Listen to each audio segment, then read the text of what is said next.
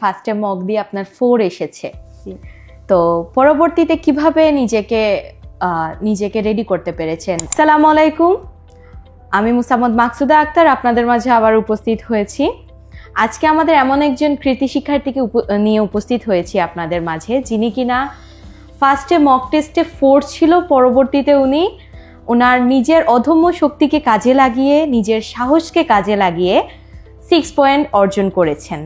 আসসালামু আলাইকুম ম্যাম, কেমন আছেন? আলহামদুলিল্লাহ। আলহামদুলিল্লাহ, আমিও ভালো আছি। আপনার পরিচয়টা ম্যাম সবার উদ্দেশ্যে দিয়ে দিবেন। Tanzina Begum, HSU M3। ওকে, তো কত তারিখে এক্সাম দিয়েছিলেন ম্যাম? 27 সেপ্টেম্বর। 27 সেপ্টেম্বর। আশা করেছিলেন যে 6 আসবে বা এর থেকে বেশি আসবে? কি আশা করেছিলেন? 6.5 এট লিস্ট আশা করেছিলাম। ওকে, একটু কম চলে এসেছে। বাই দ্য ওয়ে, 6 এমন একটা স্কোর যে স্কোর দিয়ে আপনি বাইরে অনেক দেশে অ্যাপ্লাই করতে পারবেন। যাই হোক, তো কেমন পরিশ্রম করতে হয়েছে 6 অর্জন করতে? হ্যাঁ, অনেক পরিশ্রম করতে হয়েছে, তবে আমার মনে হয় হেক্সাস অনেক সাপোর্টিভ ছিল। আমি যদি ব্যাচ করতে পারতাম তাহলে মনে হয় আমার যে ভ্যাকেন্সিগুলো ছিল ওইগুলা মানে ফিল আপ হয়ে যেত। তো আলহামদুলিল্লাহ 6 অনেক মক দিয়েছি, অনেকটা ঠিক হয়েছে। তারপর সাপোর্ট সেন্টারে গিয়ে আমার যে ভুলগুলো ছিল তারা অনেক সুন্দর করে ধরিয়ে দিয়েছিলেন, যার জন্য 6টা অর্জন হয়েছে। ওকে, তো বললেন যে যদি মেইন কোর্সটা করতেন তাহলে আপনার স্কোরটা ভালো আসতো। তাহলে ম্যামের কোন কোর্সটা করা হয়েছে আমাদের এখানে? HSU কোর্সটা করেছি। HSUটা করেছেন? ওইটা অনেক বড় ফ্যান হয়ে গেছে, মানে অনেক ভালো লাগছে যে কেন ব্যাচটা করলাম না, এটা ফিল হয়েছে। আচ্ছা, তো HSU যে করেছেন ওখানে তো একটা প্র্যাকটিস সেশন যেখানে আর কি, তো ওইখানে অনেক রুলস রেগুলেশনস থাকে, প্লাস অনেক হোমওয়ার্ক থাকে। তো আপনার ওইটা কেমন লেগেছে? আমার অনেক ভালো লাগতো।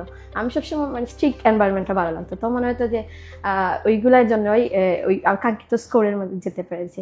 বিকজ আমাদের মধ্যে একটা হেলা থাকে, তো যখন আমাদের একটা ফোর্স থাকে তখন আমরা কাজটা অনেক সুন্দর করে করতে পারি।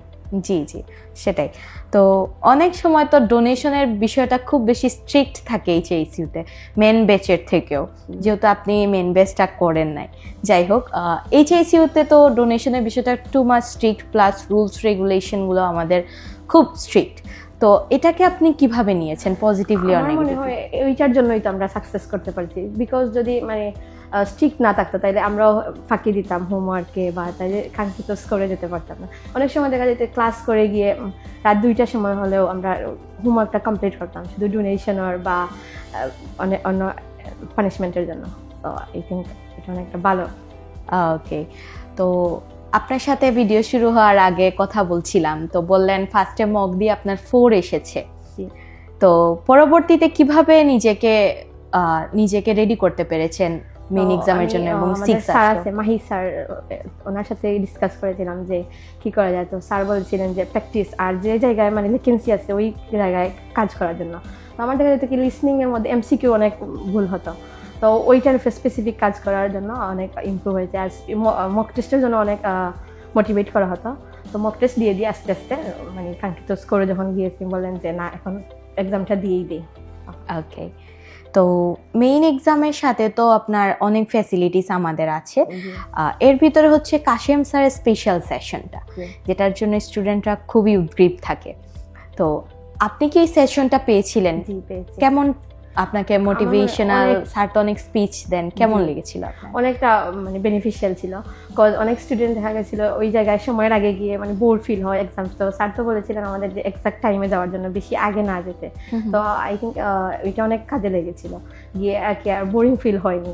এক্সামের মানে আধা ঘন্টা 40 মিনিট আগে গেছি, গিয়ে এক্সাম এনভায়রনমেন্টের সাথেও পরিচিত হয়ে মানে অনেক ভালো লেগেছে। ফার্স্টের মকের কথায় আসি, মক দিয়েছিলেন, বলেছিলেন যে 4 এসেছে, তো ওইটা 4 পাওয়ার পরে মানে মেন্টাল কেমন হয়েছিল আপনার? আসলে আমি নিজেকে মেন্টালি কেমন ছিলেন? পজিটিভ করতে পারি, মানে যে এখন খারাপ হয়েছে, সামনে দিয়ে আরো ভালো হবে। আমাদের রিডিংয়ে ছিলেন নাহিদা ম্যাম, তো উনি বলতেন যে আমি যখন হেক্সাসে মক দিয়েছি, লিসনিং রেজাল্ট পেয়ে আমি নিজেও কেঁদেছি। সো এটা দিয়ে ফোকাস দেওয়া যাবে না, আমাদের কাজ করতে যেতে। ওইটা আমাকে অনেক মোটিভেট করেছিল যে হ্যাঁ, আমার দেখি আরো ভালো করা যায় কিনা।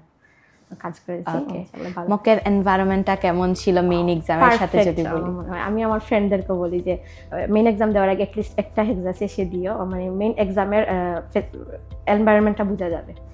আই থিঙ্ক হেডফোনটাও ওকে, সাপোর্ট সেন্টারের কথায় আসি। তো সাপোর্ট সেন্টারে আপনি কেমন হেল্পটা পেয়েছেন?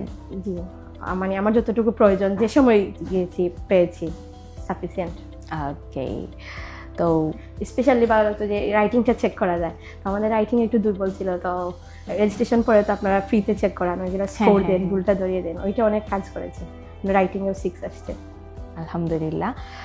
তো আমরা আরেকটা বিষয়ে যাই, সেটা হচ্ছে হেক্সাসের সন্ধানটা কোথা থেকে পেয়েছেন?